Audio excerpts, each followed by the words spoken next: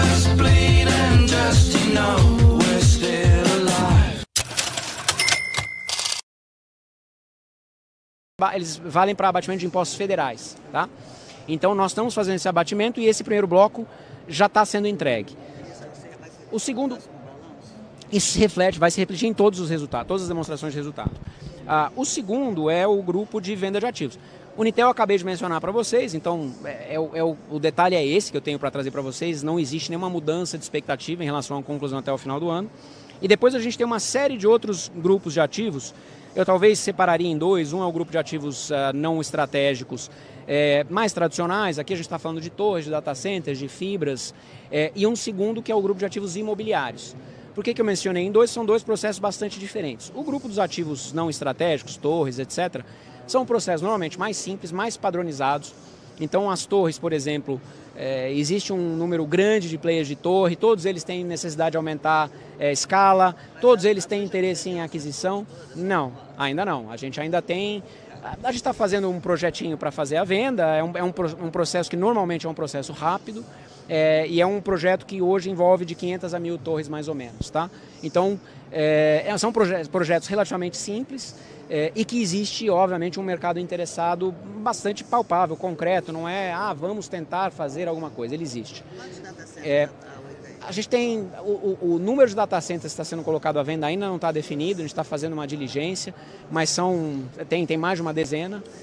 Tem grandes data centers, tem data centers menores, tem data centers que vieram de aquisições, tem data centers de operação própria, então tem um conjunto grande.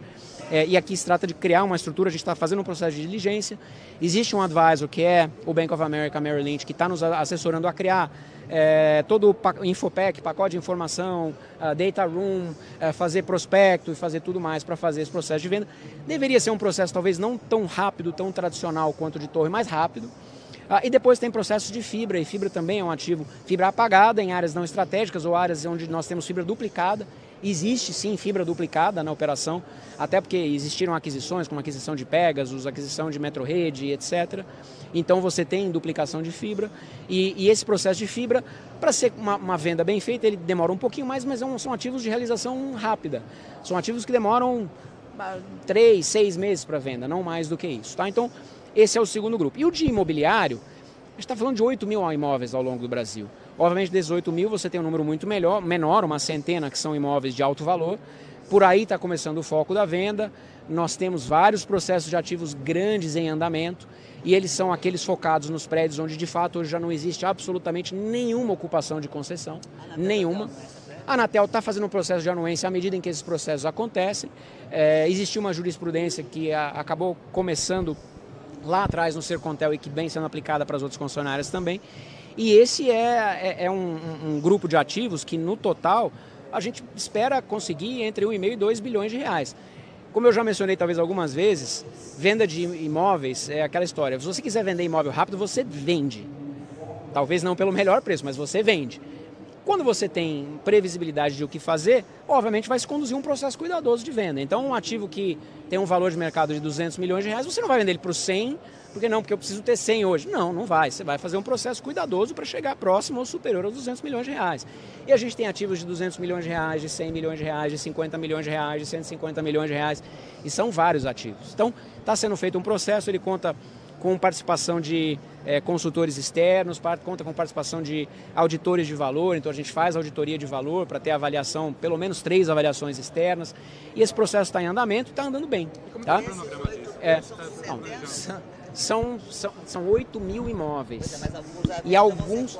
Não, em teoria, ao longo do processo todo, depois da migração para autorização, os 8.000, em teoria, poderiam ser imóveis para venda. Tá? Em alguns deles, você tem desocupação de central, você tem realocação de equipamento. Em alguns outros, não. É venda imediata, simplesmente você fazer o processo regulatório. Tá? Rodrigo, tem uma posição sobre a migração, você acabou de mencionar. Então, a posição sobre a migração só pode acontecer quando ela estiver definida do ponto de vista de regulamentação. Sai o decreto daqui a pouco, vocês viram o secretário Júlio falando na segunda-feira sobre o prazo muito curto de lançamento do decreto. Esse decreto... o decreto, na verdade, ele define o cronograma. Ele não vai definir as condições. Quem vai definir as condições é a Anatel, essa é a responsabilidade da Anatel. essa discussão das condições pela Anatel é o que vai levar todas as concessionárias a fazer os seus cálculos, fazer suas contas. Óbvio que nós estamos fazendo contas. O tema da sustentabilidade que eu mencionei na apresentação é um dos principais temas dessa discussão, porque nós temos as nossas contas de sustentabilidade, mostrei para vocês, não é de hoje, já desde 2016, 2017, a companhia, pelas suas contas, acredita que a concessão é insustentável e gera fluxo de caixa negativo, desde 2015. Tá? Então vocês viram, tem um gráfico na apresentação, que é um gráfico público, que foi mostrado no FutureCon de 2016. Então, essa é uma das dinâmicas que vai ter que entrar na discussão. Teria que entrar como ônus nessa conta. Tem que entrar nessa conta.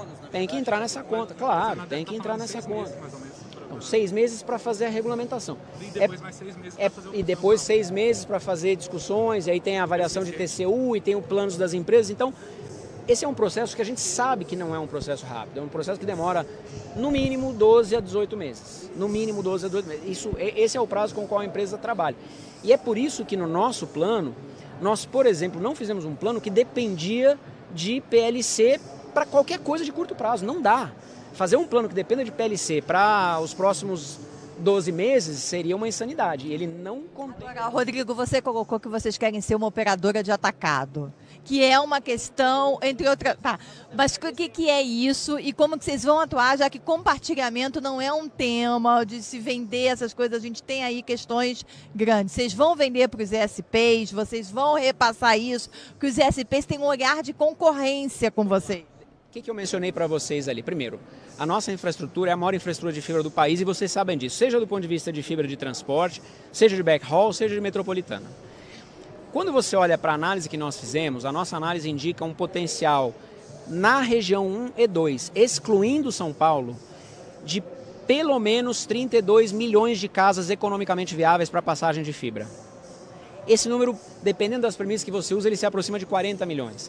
A gente resolveu ser um mínimo mais conservador com as premissas e, vamos lá, 40 milhões de casas excluindo São Paulo. Excluindo São Paulo. A grande maioria é São Paulo.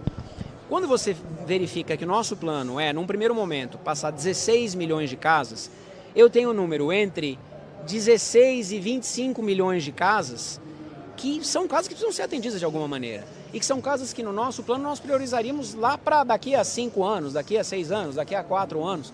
Nada mais natural que nós tenhamos um modelo de negócio que ou atenda provedores que estão investindo hoje, com um modelo de atacado, com um modelo de transporte, com um modelo de backhaul, ou como uma das iniciativas que nós apresentamos também, que é o desenvolvimento de um modelo de parceria. Como é que é essa parceria? É um modelo de parceria onde a Oi trabalha junto com o pequeno provedor e pode fornecer, inclusive, portfólio, marca, gestão de serviço, com a participação de um sócio como franquia, como gestão de cliente local, que você diminui muito as barreiras de entrada para o pequeno provedor. Então, existe espaço para massificar a fibra de verdade no país. A gente não está falando de algo que vai ser, você vai ter 2 milhões de clientes, 1 milhão de clientes, 3 milhões de clientes. Não, a gente está falando de um potencial pelo custo e pelo tipo de implantação que é feita no país hoje. E eu recebi essa pergunta de um grande fornecedor essa semana. Poxa, mas qual é o modelo que vocês estão fazendo que consegue ter essa viabilidade de custo para um número tão grande de casas? Em algumas questões. A primeira delas é que as obrigações de passado do sistema Telebrás e depois dos investimentos das concessionárias e dos serviços autorizatários, eles acabaram levando duto, direito de passagem, presença de algum tipo de infraestrutura a praticamente o país inteiro. Segundo, existe fibra aérea. Então a fibra aérea, ela dá uma agilidade, uma velocidade de custo que em alguns lugares do mundo você não consegue. Terceiro, o custo de equipamento caiu muito, porque ele está sendo massificado. Então, o que antes era um custo de você fazer uma passagem de casa com fibra de R$4.000, e eu não estou falando de 10 anos atrás, estou falando de 3, 4 anos. Há 4 anos o custo de uma passagem de casa em fibra era R$4.000. Hoje o custo de passagem de uma casa com fibra é da ordem de R$1.200. Então, R$1.200 com uma comparação com cobre, que hoje é mais barato passar fibra do que passar cobre.